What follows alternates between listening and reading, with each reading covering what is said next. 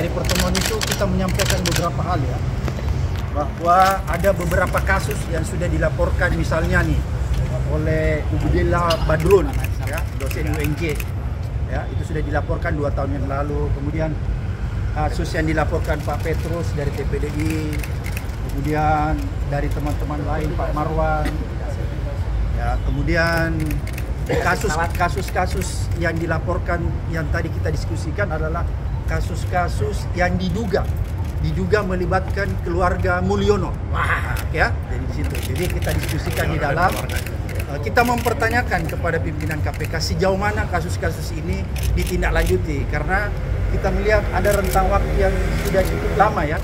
Sebagai mantan pimpinan KPK, saya bisa menghitung bahwa ini sudah cukup lama dan kelihatannya harusnya ya, kalau ideal itu sudah bisa ditingkatkan ke penyelidikan. Tapi lagi-lagi dalam diskusi dengan pimpinan KPK ada hambatan-hambatan tertentu, tapi yang jelas ada angin segar karena pimpinan KPK ya menyatakan kesiapannya ya untuk menindaklanjuti seluruh kasus-kasus seperti yang tadi saya sampaikan.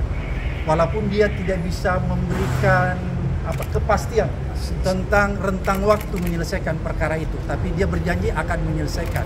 Itu janji pimpinan KPK. Oleh sebab itu, ini kita menganggap suatu hal yang positif.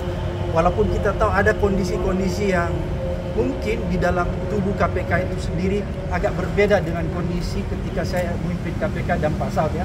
Ada kondisi-kondisi internal mungkin yang menjadi hambatan mereka ya, menjadi hambatan mereka sehingga tidak secepat waktu zaman saya menyelesaikan masalah. Kira-kira seperti itu ya bayangannya.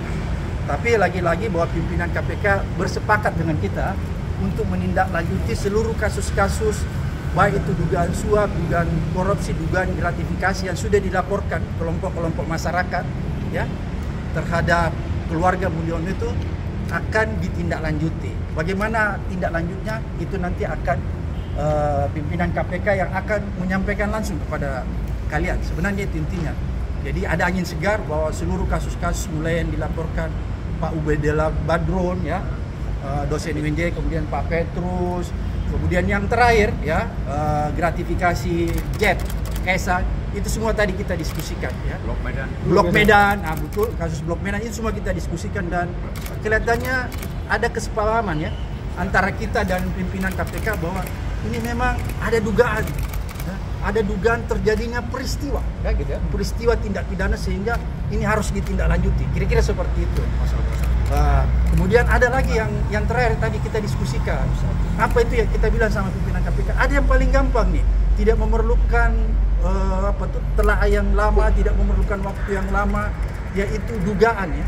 Dugaan menghalang-halangi pasal 21 obstruction of justice yang dilakukan mantan Presiden Jokowi ketika kita semua sudah tahu, ini bukan jadi rahasia umum, ketika Pak Agus Raharjo tampil di sebuah televisi menyatakan ketika kasus EKTP, kebetulan ada yang bersangkutan di sini aktornya Pak Saud, ketika kasus EKTP ditingkatkan ke penyidikan dan ditetapkan tersangka Setia Novanto, pada saat itu pimpinan KPK dipanggil tuh Pak Agus Raharjo, dan menurut Pak Agus Raharjo pada saat itu Presiden marah dan memerintahkan ya untuk tidak menindaklanjuti.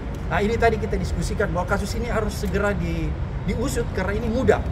Ini pelanggaran terhadap pasal 21 obstruction of justice, menghalang-halangi ya terjadinya penyidikan terhadap tindak pidana korupsi.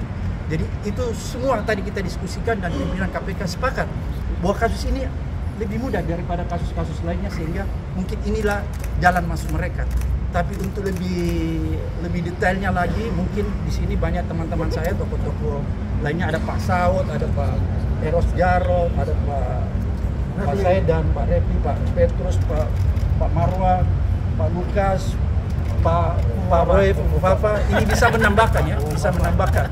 Dan inilah sekilas tadi yang saya sampaikan. Jadi kira-kira seperti itu. Kalau ada yang mau